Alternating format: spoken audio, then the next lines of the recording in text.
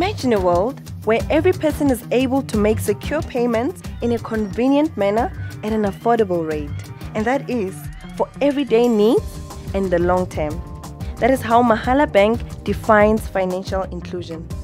Mahala Bank is a digital bank whose objective and core business strategy is to accelerate financial inclusion in order to expand access to financial services for the unbanked lower LSM population. So, you're probably wondering why Mahala Bank, and you will find out later on in this video. Recently, different people have expressed different challenges they have with the current banking system. We have adopted the design thinking methodology to unpack this problem. This is how the current banking ecosystem looks like. It consists of high banking fees, restrictive operating hours, some people having to travel long distances to make banking transactions, cashback at till points, lack of trust, more stokvel banking than individuals. Now let's move on to the context map of the current banking. This is how the current banking trends look like. And just to name a few, customer user trends include things like physical cash, where people withdraw money, buying airtime using online banking, and then technology trends include e-wallet, where people send each other money or receive money, mobile apps used to monitor balances, and market trends, we're looking at Capitec being more attractive, ShopRite money market, Sunday operations, and many more. We then conducted research by interviewing different people to find out what the challenge really is or the strength of the current banking system. And this is what came up from our current research. While other people appreciate online banking convenience, others still prefer to carry cash. Main concerns identified from this research were lack of trust to some extent on the banking system, traveling challenges for banking services, which of course makes the remotely located people resort to not using banking systems, high banking fees. What we also identified is that this group of people are more concerned with paying school fees and taking care of their basic needs after receiving their monthly salaries. From the research, we were able to scrutinize the unstructured data collected into two personas, whereby we analyzed their banking experience. The goal here was to bring to life the key customer types that emerged from our research to inspire us when creating the new banking solution, keeping us rooted in the human needs. So Temba, a 48-year-old man who lives and works in a farm 45 kilometers away from the nearest city. He has 3 kids in Malawi and a wife who is unemployed. He has to send money to feed and clothe his family. He's only able to do that after every 3 months when he goes home or through a bus transporting system. He earns only 1,500 rand and a midday meal. His accommodation is catered for, but his beer is not. He enjoys visiting the nearest village to socialize with friends and buy airtime to communicate with his family.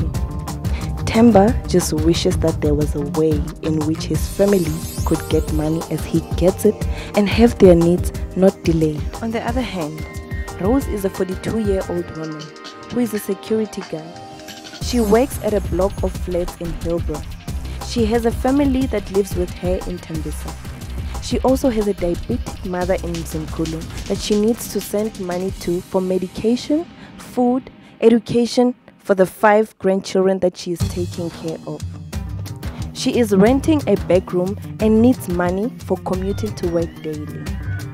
She's an active stokvel member. Rose does not only depend on her salary, but she sells fat cakes and acha while on her 12-hour shift, and finds it difficult to bank her earnings from the daily Magwinya sale. As much as banking looks convenient and safe to Rose, it's such a cost burden. The persona synthesizing using an empathy map allowed us to ideate possible solutions through brainstorming and using storyboards. The ideas were then converged to this. Our solution came up to a blockchain-enabled bank offering free banking services that leverage on marketing, government subsidies, and research and collection of data. In order to visualize our solution, we designed this prototype to create a first user experience of how the idea might feel, look, and work. This prototype is just a low-fidelity vision of our future bank. This is how we see it working.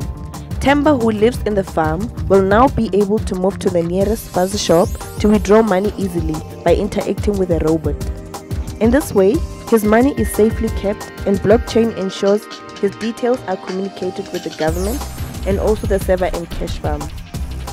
Also, when he needs to send money to his wife, he will be able to wave his phone, which will be chip mounted, and interact with a robot that sends a drone to him to do the transaction.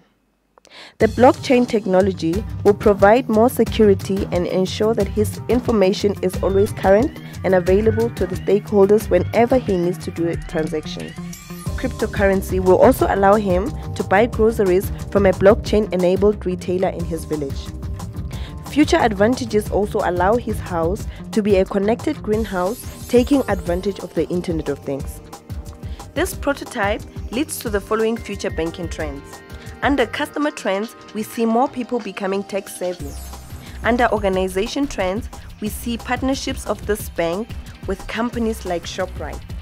Under technology trends, we see drone deposits and withdrawals. Market trends include reduced hard cash on hand. This is our business model canvas. And just to take you through some of the key elements, our key partners include the government, fintechs, retail stores, drone operators, and AI developers. Key resources include robots, biometrics, software developers, and ERP systems. While revenue streams, we're looking at government incentives, advertising, and selling market research information as a product.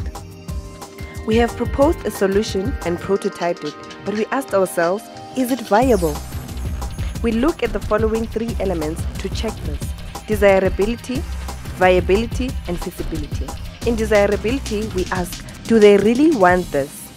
And the answers we found is yes, it's cost effective, convenient, and security is involved, and simplicity.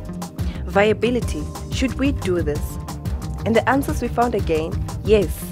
This is a business opportunity, a financial inclusion of the unbanked, a solution for an African problem, economic development for our country, and we can relate to some of those challenges. Feasibility, can we do this? Yes, there is available infrastructure, and our design thinking methodology supports sustainability of this innovation. Therefore, the innovation requirements are met and the solution is viable.